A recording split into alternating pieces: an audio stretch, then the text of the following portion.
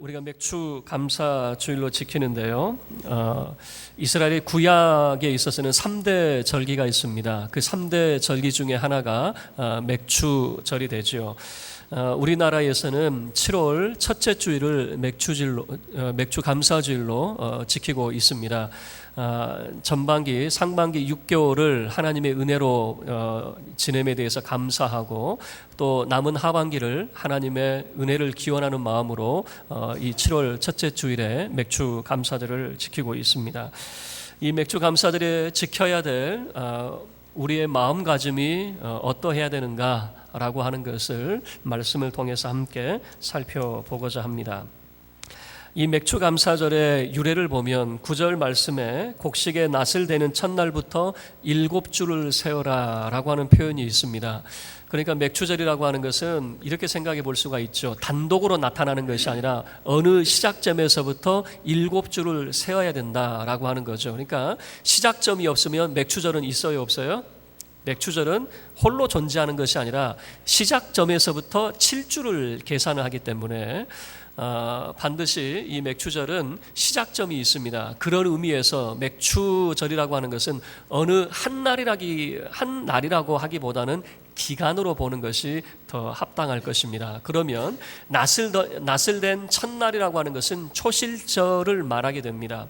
그래서 이 맥주절에 대한 의미는 하나님 앞에 우리가 거둔 곡식의 첫 것을 드리는 의미, 그리고 이 맥주절은 모든 추수가 끝마치고 난 다음에 하나님 앞에 감사의 그런 절기로서 맥주절을 지키게 됩니다. 신구약적인 그런 의미를 살펴보면요, 먼저 구약적인 의미에서 매우 의미가 깊습니다.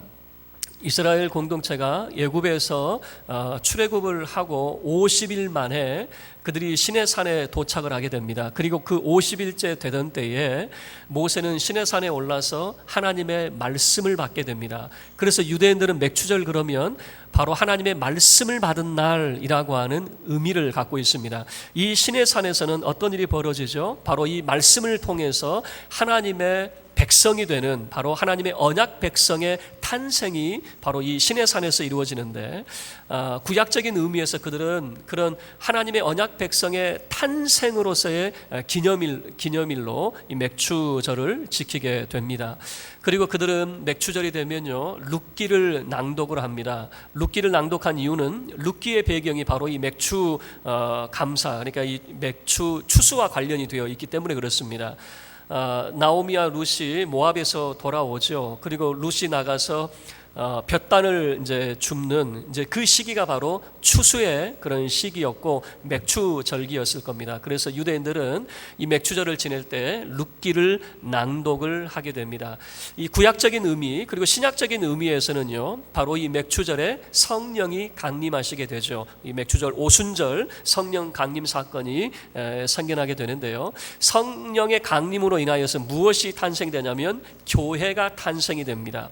성령의 임재로 교회가 탄생이 되고, 그리고 하나님의 새 언약 백성이 탄생이 되게 됩니다. 그래서 이 맥주절의 의미는요, 구약적 의미든 신약적 의미든 하나님의 새 언약 백성의 탄생이라고 하는 매우 귀중한 의미를 담고 있습니다. 이 맥주절에 우리가 왜 감사를 해야 되느냐라고 물어본다면 두 가지 이유를 찾아볼 수가 있을 겁니다. 왜 하나님께서는 그의 백성들에게 감사하라고 하는지 두 가지 이유인데요, 먼저 첫 번째 이유는 바로 그 10절 말씀에서 보면요, 내게 복을 주신 대로라고 하는, 하나님께서 우리에게 복을 주심에 대한 감사라고 하는 겁니다. 우리는 복 그러면 한국 사람들이 인식하는 복은 공짜로 생각하는 것 같아요. 그래서 한국 사람들은 공짜를 얼마나 좋아하는지 1+1이면 일단 손이 가요. 공짜가 하나 더 생겼잖아요. 그런데 여러분 뉴스를 보셔서 잘 알겠지만 1+1 해봐야 가격 차이가 나요, 안 나요? 안 나는데 우리 심리가 하나 더 준대, 공짜 하나 더 준대. 그래서 우리는 덤을 하죠. 덤. 시장에 가도 좀 그 시장 주인이 하나 덤을 하나 딱 더 주면 그 가게 가지. 인색하게 꼭 그 5개 1,000원 해가지고 5개만 주면 그 가게 가요, 안 가요? 주인장이 그래도 덤으로 하나 딱 더 얹어줘야 우리는 공짜를 너무 좋아해요. 그래서 복이라고 하는 것도 공짜로 생각을 해요. 어느 정도 한국 사람이 복을 좋아합니까? 옛날에는 숟가락에 복을 새겼어요. 그래서 밥을 먹을 때마다 입속으로 뭐가 들어가요? 복이 들어가도록 숟가락에도 복을 이제 새겼죠. 우리나라보다 더 지독한 민족이 있어요. 복을 얼마나 좋아하는지 중국 사람들은 복을 거꾸로 매달아 놨어요. 거꾸로 매달아 놓고 복이 쏟아져라 라고 하는 의미에서 더 지독하게 우리보다 복을 더 좋아하죠. 복의 개념이 공짜의 개념이냐? 그렇지 않아요. 성경에서 말하는 이 복의 개념은 어떤 의미를 담고 있냐면 무엇을 얻을 수 있는 능력을 갖춘다라고 하는 의미가 담겨져 있어요. 그래서 성경에서 말하는 복의 의미는 공짜가 아니란 말이에요. 그냥 내가 어떤 것을 공짜로 얻어낸 것을 복이라 말하지 않고 그것을 내 것으로 만들 수 있는 능력을 갖추게 된다. 공부하는 학생에게는 학습 능력을 갖추게 되는 것이고 사업가에게는 경영의 능력을 갖추게 되는 것이고 발명가에게는 무엇을 개발할 수 있는 능력을 갖추게 되는 것이죠.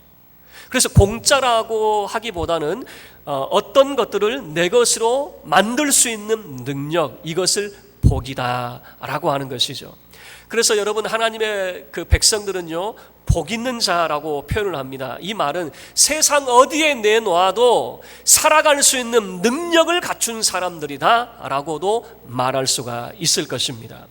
복을 주신 대로 우리가 봄에 씨를 뿌렸습니다. 그리고 하나님께서 가을에 풍성한 결실을 맺게 해주셨어요.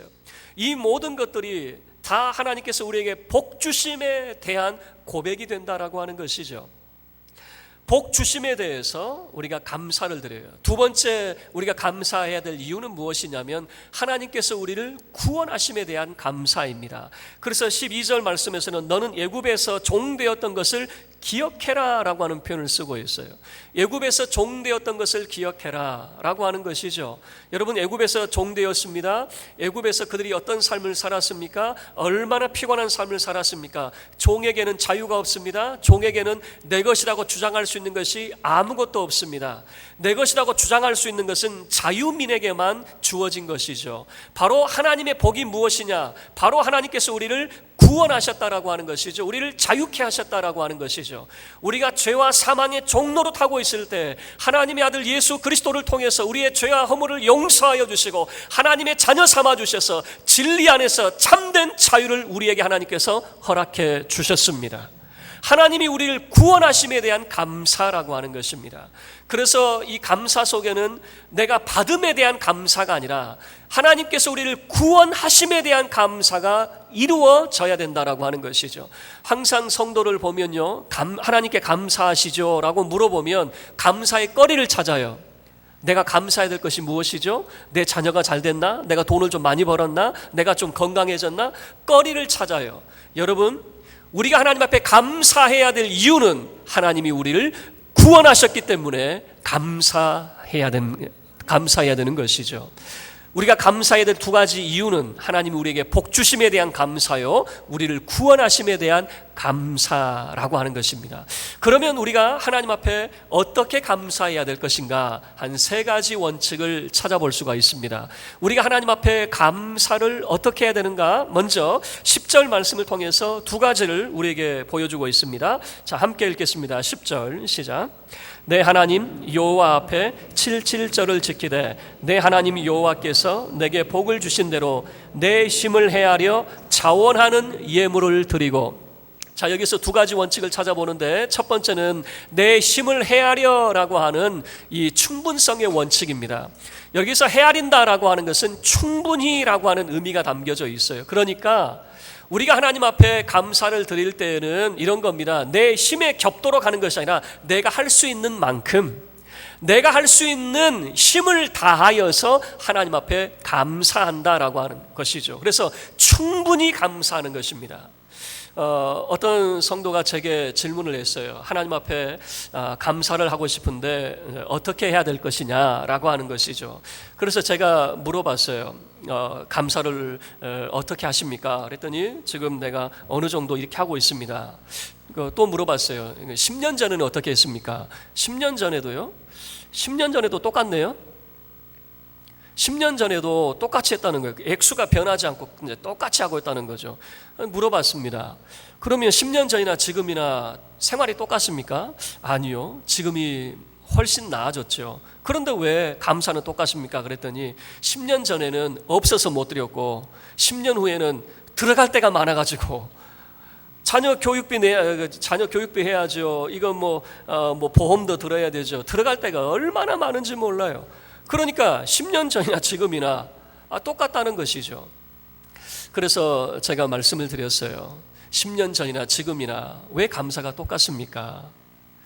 어제보다 오늘이 더 나아져야죠. 조금이라도 어제보다는 오늘이 더 나은 감사로 하나님 앞에 나아가야죠. 여러분, 우리의 감사라고 하는 것은 내가 할 수 있는 만큼 충분히 해야 됩니다. 내 영역 밖으로 내가 힘에 겹게 할 필요는 없어요. 그러나 내가 충분히 할 수 있는 만큼 하시되, 내가 할 수 있는 만큼 하시되 어제보다는 오늘이 더 나아지는 감사가 되어져야 될 것이다 라고 하는 거죠. 자, 충분성의 원칙, 그리고 두 번째는 뭐냐면 바로 이 자원성의 원칙입니다. 이 자원하여라고 하는 말은 이런 거죠. 어떤 사람의 강요에 의해서 억지로 하는 것, 이거는요 온전한 감사가 될 수가 없어요. 장로니까 얼마를 하시고 권사니까 얼마를 하시고, 여러분 이것은요 온전한 감사라고 할 수가 없는 겁니다. 내 마음에 내가 정한 대로 드리는 것이 이 자원하여 자발적으로 내 자유의지에 의해서라고 하는 것이 바른 감사가 될 거예요. 여러분 혹시 기도원에 가다가 가셨다가 또는 우리가 기도하다가 소위 말하는 필이라고 하는 것이 있어요. 어느 날 갑자기 확 뭐라고 그럴까요? 다가오는 것이 있어요. 그래서 기도하다가 얼마를 바쳐라 이런 거 있죠. 여러분 그거는 온전한 감사가 되지 못해요. 자원하여라고 하는 그 말, 여러분 이것은요 내가 원하는 만큼이에요. 내가 원하는 만큼. 그리고 헤아려라고 하는 것을 통해서 이렇게 하는 거예요. 내가 어느 날 기도해 보니까 확 드는 그 생각이 아니라 생각해 보세요. 따져 보세요. 그리고 내 힘이 어느 정도인지, 내가 할 수 있는 것이 어느 정도인지, 그래서 기쁜 마음으로 하나님 앞에 드리는 겁니다. 드리고 난 다음에 후회하는 것, 여러분 이것은 온전한 감사가 될 수가 없어요. 내가 하나님 앞에 드리는 것은 바로 이 자원함의 원칙이 누군가의 강요나 억지성이 개입되는 것이 아니라 순전히 하나님을 사랑하는 마음으로, 하나님을 기뻐하는 마음으로 자원하여 드리는 이 충분성과 자원성이라고 하는 것이 이 감사의 두 가지 원칙이에요. 마지막 세 번째 원칙이 바로 이 즐거워함의 원칙이 되는데요, 11절 말씀에서 보여주고 있습니다. 우리 11절 함께 합독하겠습니다.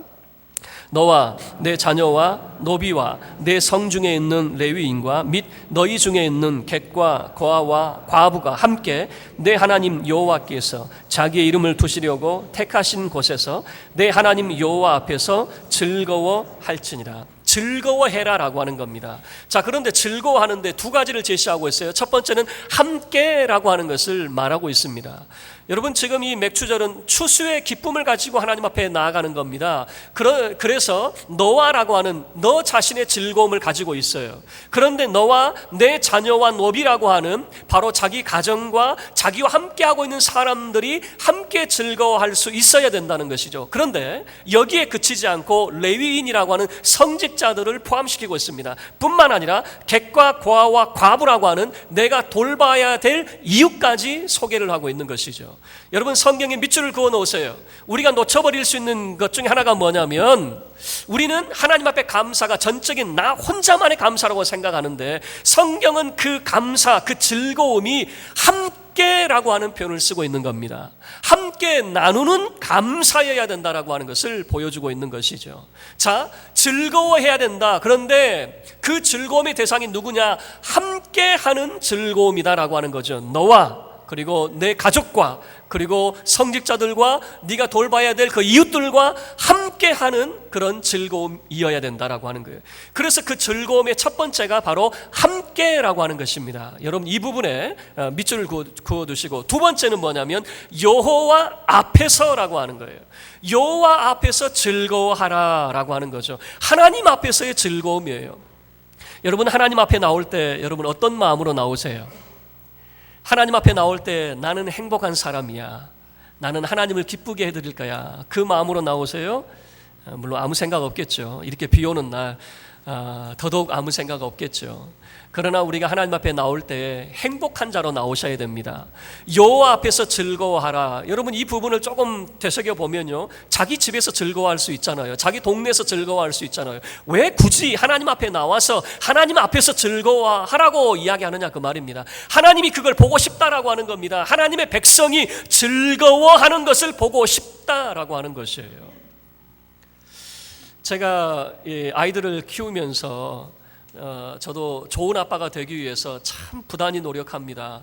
좋은 아빠가 되기 위해서 어떻게 해야 될까 제가 생각을 해보니까 추억 만들게요. 왜냐하면 아이들이 커버리면 이제 친구들하고 지내지 부모하고 지내지 않잖아요. 그런데 그 어릴 적에 그 부모와의 추억이 평생을 가더라고요. 그래서 좋은 아빠가 되기 위해서 아이들에게 추억을 만들어줘야 되겠다. 그래서 아이들에게, 제가 어렸을 때 이 아이들에게 얼마나 잘해주는지 몰라요. 그런데 이 아이들이 저를 볼 때 항상 징징거려요. 징징거리면서 하는 이야기가 뭐냐, 아빠가 나한테 해준 게 뭐 있어? 해준 게 뭐 있냐요? 그리고 늘 자기가 원하는 거 안 해줬다고.